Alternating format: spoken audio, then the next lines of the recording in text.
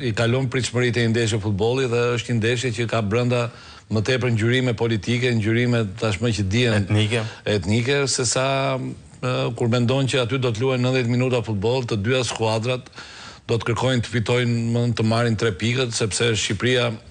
siç e dim, do të jetë ndeshja e tretë në grupin tonë. Ne kemi pësuar një humbje me Anglinë, kemi fituar me Andorrën dhe do të zhvillojmë ndeshjen e tretë. Dhe kryesisht shorti na bën që ne të presim në stadiumin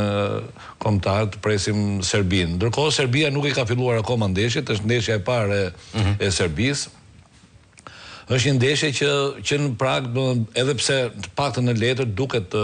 sikur ka një mbizotron një farë qetësie me fjalë. Si shto dhe redon magazhet e këngët e veta? Po sigurisht deklaratat në shtypin serb ku kolegët tanë këtu në Shqipëri, sigurisht në shkrimet e tyre, domethënë u bë gati një javë që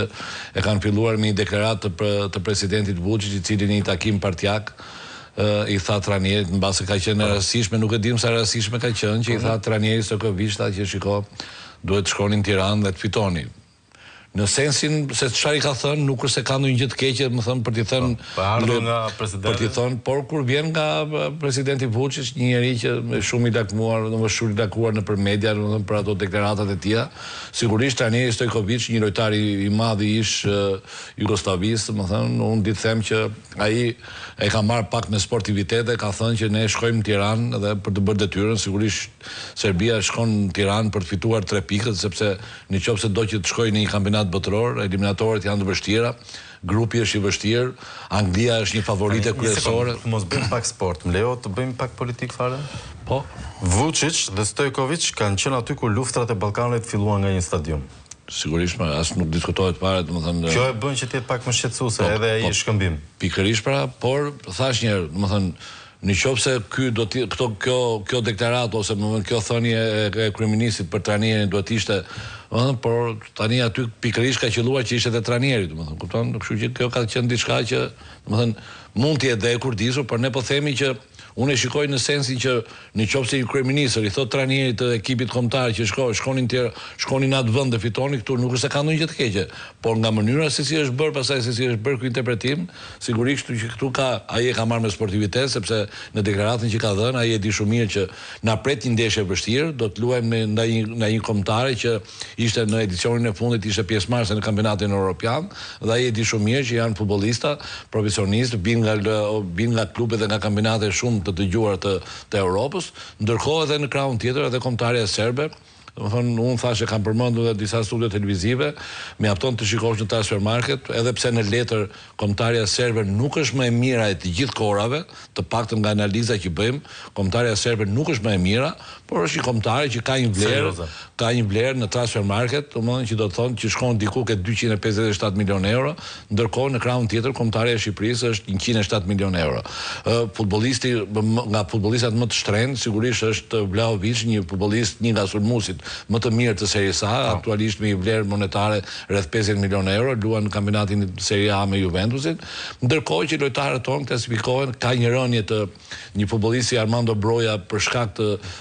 dëmtimeve, për shkak të mos aktivizimit permanent në kampionatin anglez, qoftë ke Chelsea, qoftë ke Evertoni, ai ka një rënje, vlera e tij ka shkuar në Transfermarkt rreth 12 milionë euro, të njëjtën shifër ka Gjemshiti që luan ka Atalanta me 12 milionë euro, të njëjtën shifër ka Aslani që luan te Interi 12 milionë euro, për shkuar pastaj te Muçi apo te Uzuni me vlerat ke 9-10 milionë euro. Megjithatë,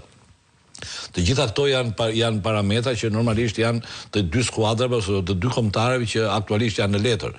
Renditjen e UEFA-s, renditjen e FIFA-s, Shqipëria renditet në vendin e 66, kundrejt vendit të 31 që është kombëtarja e Serbisë. Por të gjitha këto e bëjnë të ndeshje që e para punës njerë, prak ndeshja është atill që Federata Shqiptare e Futbollit po merr të gjitha masat dhe për të mos pasur asnjë incident, sa ka arritur deri aty sa njerëzit, më thënë, edhe pse duan të jenë të pranishëm në stadium, masa do të jenë të tilla që unë të them të drejtën edhe si gazetar që kam vendin e garantuar, diskutoj që të shkoj apo jo, sepse e para punës njerë duhet të jesh 3-4 orë përpara duhet të jesh në stadium. Kordoni i sigurisë do të jetë i tillë që do të ketë shërbime të atilla, edhe këtu s'ka asgjë të keqe, por sigurisht që ne e kemi provuar këtë, unë e kam provuar në ndeshjen e Elbasan Arenës, kur e njëjta situatë ishte edhe atje, domethënë të bënte që shiko, duket sikur këto masa, unë i kam parë, për sa, domethënë kam parë evenimente ose kam parë finale të Champions League-s, kam parë evenimente që sigurisht futbolli është një sport popullor që normalisht argëton njerëzit, jep mesazhe, ka pasur raste, për shembull në Madrid është bën lajmi që ka bombë, edhe nuk është anulluar ndeshja, domethënë, megjithatë masat nuk ka asgjë të keqe. Por masat që kanë bërë kur luan kombëtarja, të paktën me Serbinë që ne i kemi provuar këtu dhe me Izraelin, sigurisht me Izraelin nuk ka lidhje me ne, por për shkak të masave të sigurisë që vetë shteti i Izraelit ka për problemet e veta geopolitike që ka në rajon. Edhe është e tillë masat e sigurisë. Do të ketë deri aty sa do janë vënë dhe kamera për të skanuar njerëzit për persona që të paktën janë të skeduar në listë që nuk duhet hyrë në qoftë në stadium. Të gjitha këto e kanë bërë që pra ndeshja e kësaj është që federata kërkon që në fund fare, në fund të 90 minutave të mos kemi asnjë incident. E them dhe këtë sepse unë e shikoj në një tjetër sy. Ndeshja është një derbi Ballkanit, do të jetë në syrin dhe në lupën e gjithë mediave, qoftë televizioneve, nga që vetë transmetimi do jetë i tillë dhe dalim keq për asnjë arsye. Dhe duhet kemi parasysh një gjë që Flavio, sado një incident i vogël që mund të ndodhi, të ju garantoj që do të zmadhohet aq tepër, dhe ajo që është më rrezikshme pasaj është që ata pa gjë ta kthejnë 10 fish atje në ndeshjen e kthimit, që paktën nga informacionet janë që nuk do të zhvillohet në Beograd, edhe faktikisht edhe ndeshja këtu ishte lënë që mos zhvillohej në Tiranë, por sigurisht u vendos. Kemi pasur një dënim nga FIFA dhe nga ajo për lidhur me ndeshjet me Andorën, ku tifozat kuqezit pranishën në stadium kundërshtonin me forcë lidhur me evenimentin e kampionatit ujës të njishit në vitin 2007, ku tashmë dihet që Federata Shqiptare e Futbollit dhe Federata Serbe do të organizojnë bashkë këtë eveniment. Edhe pse kjo është një vendim që ka ardhur nga UEFA, nuk është se Shqipëria zgjodhi Serbinë, por megjithatë tifozat kuqezi e kanë kundërshtuar me forcë, koret kundër kombëtarëve serbe sigurisht janë incizuar nga delegati i ndeshjes atë ditë, mos gaboj ka qenë një delegat nga Kipro, i cili ka çuar në UEFA, në FIFA, dhe normalisht dënimi erdhi ku 20 aplikimi është bërë çik nga këta thanët. Tani këtu pasaj është po sigurisht 20%, 30% e stadiumit ose më mirë ato mbrapa portës duhet jetë është vendosur që këta mos jenë tifozat as kuqezi as tifozat të tjerë, po të jenë shoqata, nxënës shkollas, nuk e di si është vendosur sepse do ta shikojmë në stadium sepse kush i ka marrë ato bileta për të qenë pranishme. Thash një herë, masa duhet të jenë të tilla, por mbi të gjitha Flavi ne do luajmë futboll. Shoqatat nga këto tani shoqata edhe kam dëgjuar, domethënë, po nuk e di, thash një herë, sepse mund të jenë edhe me Ylber, po sigurisht tani tifozat kuqezi kanë bërë një deklaratë që nuk do të jenë pranishëm në stadium. Kjo për vetë faktin sepse ata duke qenë se nuk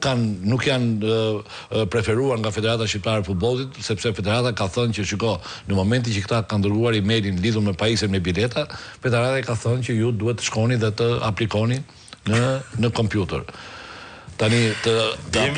aplikosh në kompjuter, tifozat kuqezi, forca e tifozave kuqezi është kur janë bashkë, edhe nuk është njëri në cep e njëri në mes e njëri në anën tjetër, sigurisht aty pasaj forca e këtij, ose më mirë, është lojtari 12, ata janë vërtet një tifozeri që duhet admiruar, por është vendosur që, domethënë ata, megjithatë, ata kanë vendosur që nesër do të jenë të pranishëm, por në afërsitë stadiumit, diku ke sheshi Nën Tereza, do të kenë aty dhe do të mbështesin kombëtare, por këtë herë nga jashtë stadiumit. Me që jemi në sekondat e fundit, parashikimet në tuan. Parashikimi parë do të ketë incidente apo jo, parashikimi të rezultate. Atëherë ne thash një herë, të tëra këto gjëra që thash në fillim është për sa i përket asaj që ne më tepër në të tëra studio televizive pothuajse gjatë kësaj jave dhe deri nesër ne nuk kemi folur se si do luajë kombëtarja, nuk kemi folur për skemat, domethënë trajneri Silvinjo, ndoshta ka qenë një diçka jo më larg se para 3-4 ditësh në një intervistë që ka bërë Andi Dila, nuk e dija këtë fakt, Flavio ka marrë vesh që në ndeshjen e Beogradit ajo që ndodhi, Tani Edi Bjazi kishte vënë sekuenca duke parë dëbimet që serbët i bënin kosovarëve, domethënë de sekuenca për t'i treguar futbollistave se ku do luani ose si është kjo ndeshje. Domethënë këto janë gjëra që normalisht domethënë është ajo çka trajneri ka në kokë, nuk e di se çfarë ka trajneri Silvio në kokë, domethënë lidhur me ndeshjen e nesërme, por unë di të them vetëm një gjë. Ajo është një ndeshje futbolli që ne, nëse duam të vazhdojmë ëndrrën tonë për të shkuar në një kampionat botror, të paktën ose më mirë për të shpresuar për mos e prerë ëndrrën, sepse një rezultat negativ larg qoftë ditën e nesme, sigurisht që ne do të na largonte nga kjo, sepse gjithmonë Anglia e vendit të parë, ne tani duhet jemi pak me këmbë në tokë dhe nuk mendoj që ne kemi atë forcë, më thënë sa të shkojmë para Anglisë. Megjithatë do luajmë futboll sepse edhe ndeshjet me Anglinë, domethënë pavarësisht se kundërshtari jon direkt është Serbia,